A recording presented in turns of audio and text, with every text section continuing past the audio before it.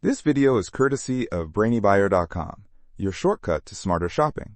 If these deep dive comparisons help you pick the perfect gear, show some love with a quick subscribe. Hey, I'm looking at two propane grills, the Nexgrill Fortress and the Weber Genesis S-335. What do you think? Oh yeah, I've seen those. The Nexgrill is way cheaper, right? Around $180? Yep, about that. The Weber is a whopping $1,149.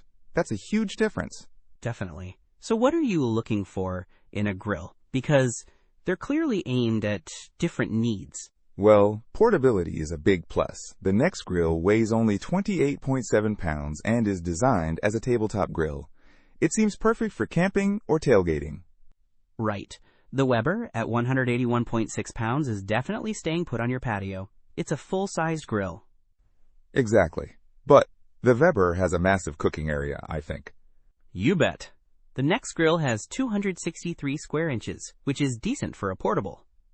The Weber doesn't list its exact cooking space, but it has 3 burners and a side burner.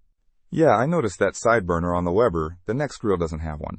Nope, but the Nexgrill has a 2-in-1 griddle and grill.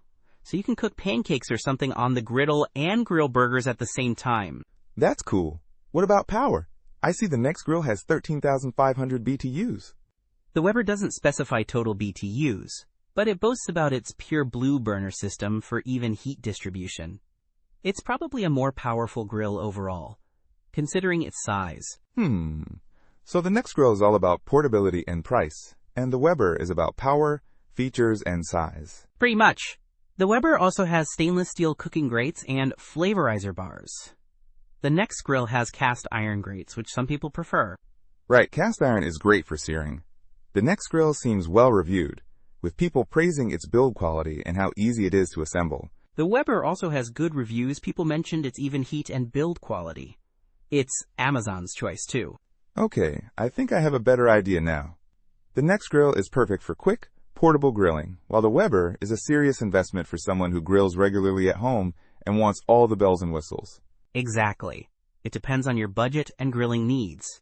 Don't miss out on our next in-depth review to help you make smarter purchasing decisions. Hit that subscribe button and the notification bell so you're always in the know.